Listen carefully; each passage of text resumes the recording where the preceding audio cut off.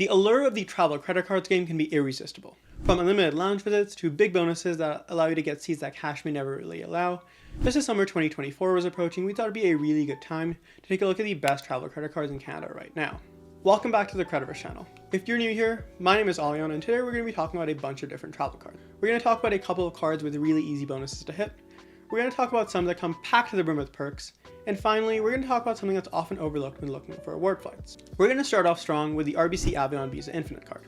Now this card has the highest bonus in Canada, which requires no work at all to get. You just need to get approved for the card, and you're going to get the 35,000 Avion points worth $750 delivered straight to your account. If you like the finer things in life as well, these 35,000 points are worth about $2,000 when booking premium cabins like business or first class, and we're going to talk about a couple of ways you can do that. There is something to mention though. At times, there is an elevated bonus available for this card with up to 55,000 points, but often to get those 20,000 points, you need to spend $5,000, which sometimes really doesn't end up being worth it. There's actually a handful of ways you can really use your points here. Now, the first way and probably the easiest is just by using the RBC Picks Travel Grid, which gets you about 2 cents per point for economy class redemptions. If you're really one of those maximizers though, transferring out your points to one of their partners is definitely the best way to go. Your options here are as follows. You can trade 100 points for one WestJet dollar, but this is the worst of the options as you only get about 1 cent per point here. The other options tend to be a little bit better. American Airlines is a bit of a dark horse candidate here, with transfers being at a 1 to 0.7 ratio, so you do take a bit of a haircut up front, but it has a pretty good award chart for partner availability, so if you have a couple of points laying around and you can't really find award space anywhere else, American Airlines may be the best way to go. Another option is transferring to Cathay Pacific Asia miles at a 1-to-1 ratio. Now, this sounds really good in theory, but finding premium award space is a little bit tricky. You may as well forget about booking any partner availability, as you have to manually fill out a form on the site and send it over, which is the most antiquated system in the entire awards game. Our favorite of these options is transferring over to British Airways Executive Club at a 1-to-1 ratio. Now, not only does this let you book British Airways themselves, but also a bunch of other One World partners, in particular Qatar, which has the best business class in the entire world. Now, outside of the bonus, earning points on this card is a little bit challenging. You only get 1 point per dollar spent everywhere, with a 25% boost for travel purchases, which is probably one of the worst earn rates in all of Canada for cards that cost $120. Now, you do get a pretty respectable insurance suite as you would on all of the Visa Infinite cards, and as with all other Visa Infinite cards as well, this comes with a $120 annual fee. At the end of the day though, you still net out over $600 by just the bonus alone, which makes this card an easy pickup. If you don't happen to meet the minimum income requirement for this card, don't you worry, instead you can just pick up the RBC Avion Visa Platinum, as it often comes with the exact same bonus, just with some more modest perks and benefits. If you're willing to play more of the long game and want to accrue a bunch of points through spend, I don't think you have to look any further than the Amex Cobalt. This card is the best way to maximize your daily spend, as it has the highest earn rates of any card in Canada.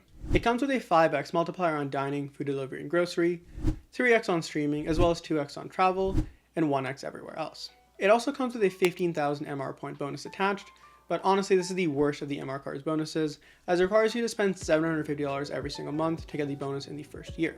The easiest and best way to use your MR points is either by using British Airways Executive Club, which we did talk about just a couple of minutes ago, or using Air Canada Aeroplan, which is a Star Alliance member.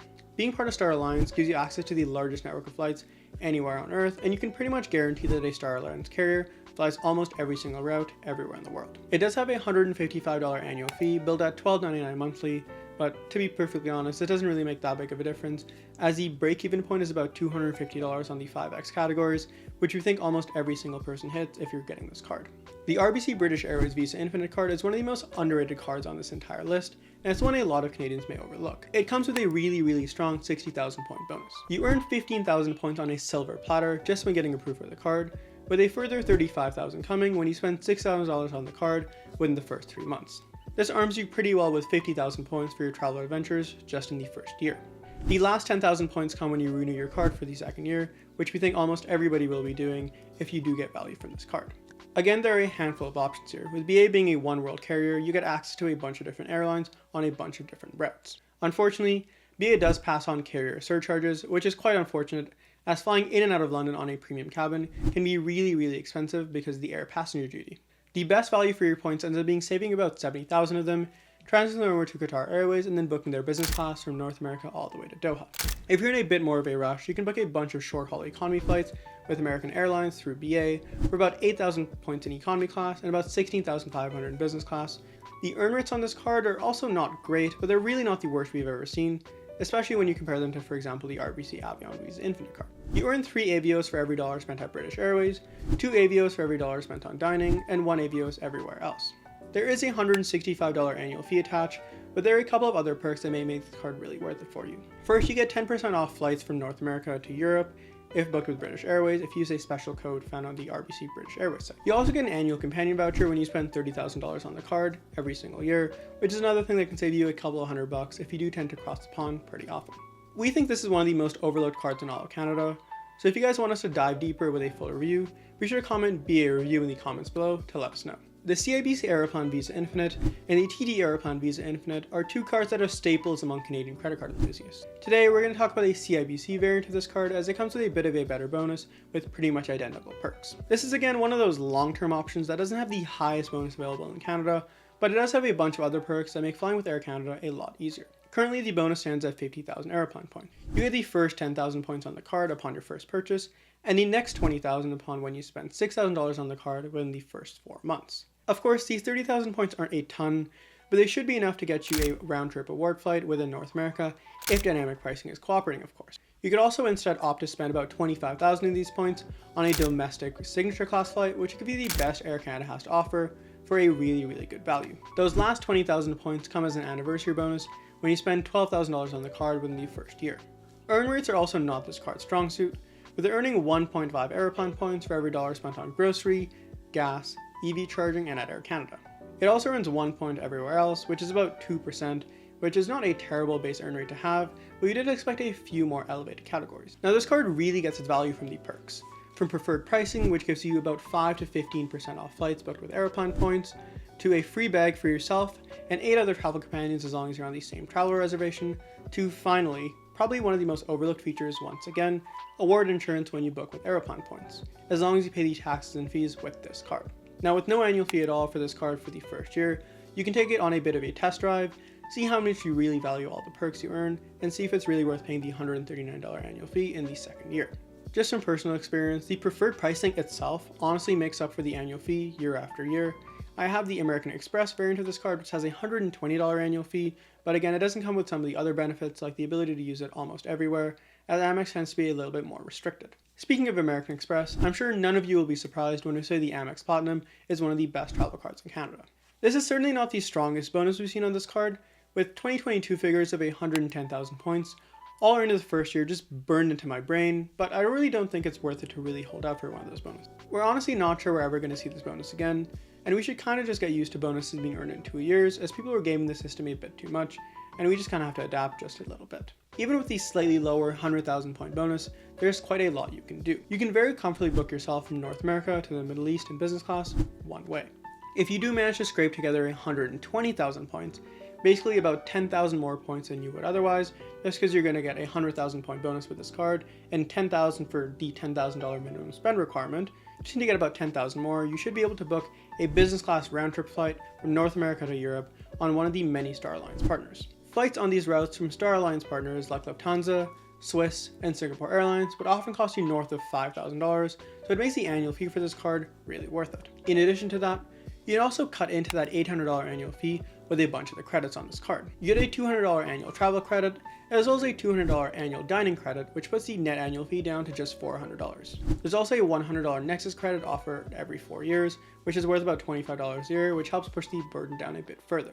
As with most of the cards on this list, a couple of minutes here or there is just not enough to give you guys a full review of this card, but we have done a lot of these videos with a lot of these full reviews, which we've linked in the description below, so be sure to look at those videos after you're done with this one. Getting into the Platinum itself, the bonus stands at a colossal 100,000 MR points. This is worth about $2,000 if you just book economy flights, and it's definitely the highest bonus we've seen in Canada. Now, unfortunately, the bonus is spread out over 2 years, with the first 70,000 earned when you spend $10,000 on the card within the first 3 months, and the final 30,000 coming when you make a purchase between month 14 and 17 of card membership. Now, although that $10,000 MSR can be a little bit intimidating, if you do end up planning it around some of the big purchases you have, for example, if you're buying any furniture or you're doing some home renovations or things like that, it shouldn't be too hard to hit for most people. The earn rates for this card are honestly pretty pathetic for the annual fee, but that's really not what you're getting it for. You earn 2x on dining and food delivery, as well as on travel, and 1x everywhere else. Again, this is pretty bad, but don't worry, the perks really make up for it. The strong bonus on this card is honestly not the only reason to get it. Even when you think about the lowered annual fee with some of the credits, you do also get a ton of other perks. The crown jewel here is access to the global lounge collection with American Express. You get access to thousands of lounges in airports all over the world, and you're going to be hard pressed to come by an airport that doesn't have a lounge available for you. You also get priority security line access at Toronto Pearson Airport, which is really nice to have because you can save 20 to 30 minutes on some of those busier days. Another perk that sets the Platinum card apart from a bunch of its other peers is the fact that it comes with hotel status, both with Hilton Honors and with Marriott Bonvoy. You get gold status for both these programs, and while they're not super useful in North America, you do find a good bit of value over in Europe, where sometimes they're going to give you a better room, or they give you a bunch of free drinks vouchers when you mention it at check-in. All in all, the bonus, paired with a bunch of these other perks, makes this card pretty worth it to get, even with its $400 net annual fee, as you do get a bunch of value, especially if you travel more over the world. Now, the piece de resistance. The last part we mentioned in the intro of this video, what cards to use when you're actually booking your flights. Now, all the cards we mentioned here have pretty decent insurance suites when you're booking travels with cash, but when you're booking with points, it may get a little bit more tricky. You can often purchase travel insurance directly from the carrier, but there's also a bunch of other cards that offer you the exact same benefits, even if you book with points. A general guideline is that the insurance suite of a loyalty card, so something like an Avion Rewards or a membership rewards cards, extends to travel booked with the points from that loyalty platform. Therefore, if you booked with Avion points on RBC's travel portal, the insurance suite should extend over to you as long as you pay the taxes and fees with this card. This also extends to co-branded cards, so the co-branded WestJet and Air Canada cards also give you travel insurance if you pay the tax and fees with this card when you book with Aeroplan points. If you want a card that covers all award travel, no matter what type of points you use, the National Bank World Elite Mastercard is probably the best way to go. As long as you pay the taxes and fees with that card, you should be covered. It doesn't really matter what points you end up using.